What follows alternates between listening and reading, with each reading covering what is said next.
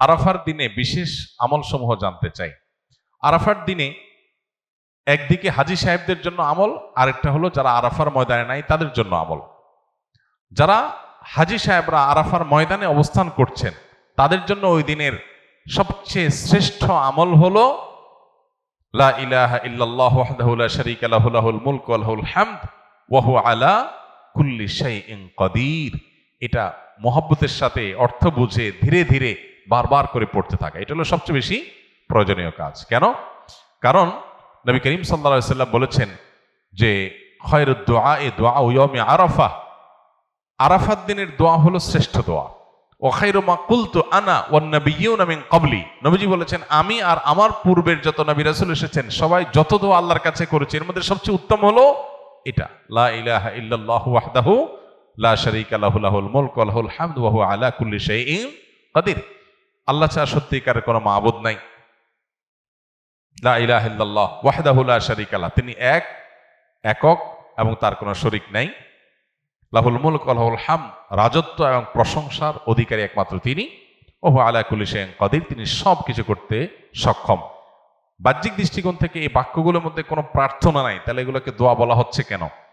সেটা নিয়ে অনেক আলাপ আছে এবং মুহাদ্দিসিনে কেরাম একমত যে এইগুলো দোয়া।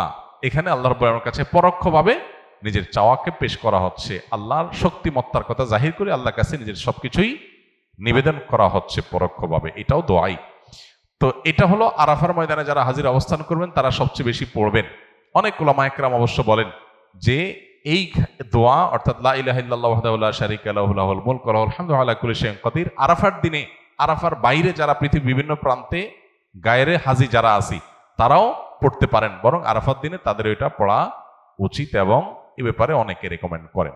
তাহলে একটা করণীয় পেলাম লা ইলাহা ইল্লাল্লাহু ওয়াহদাহু লা শারীকা লাহু, এটা পড়া। এবং আরাফাতের দোয়াকে সবচেয়ে শ্রেষ্ঠ দোয়া বলা হয়েছে, এই জন্য হাজী সাহেবরা বিশেষ করে যারা সেখানে অবস্থান করছেন ওই দিন একবারে সূর্য ডুবা পর্যন্ত, জোহর থেকে নিয়ে সূর্য ডুবা পর্যন্ত পুরো সময়টা দোয়ার ভিতরে ডুবে থাকা, এটা হলো সবচেয়ে বড় কাজ। আর যারা আরাফায় নাই, আরাফার বাইরে আছে, যারা হজে যাচ্ছেন না, তারা আরাফার দিনটাতে তারা রোজা রাখবেন।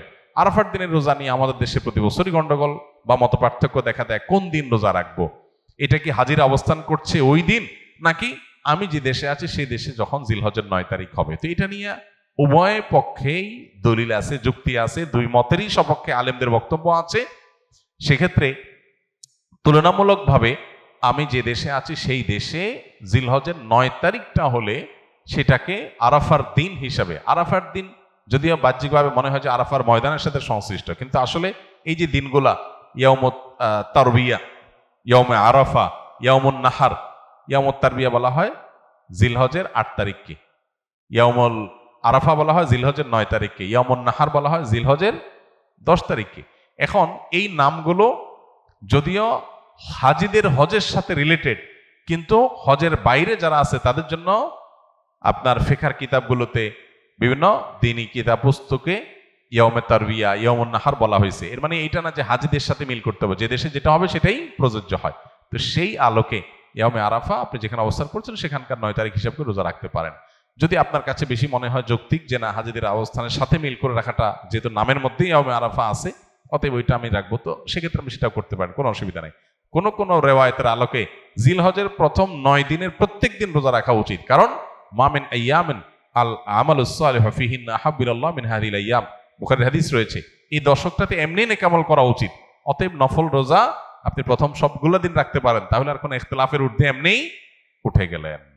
অতএব আরাফার দিনে আরাফাতের বাইরে যারা আছেন তারা রোজা রাখবেন, আর আরাফাতে যারা আছেন তারা কি করবেন? ওই যে লা ইলাহা ইল্লাল্লাহু ওয়াহদাহু লা শারীকা লাহু বেশি পড়বেন আর বেশি বেশি আল্লাহর কাছে দোয়া করবেন। দোয়াটা অবশ্য আমরা আরাফাতে যারা নাই তারাও করতে পারি।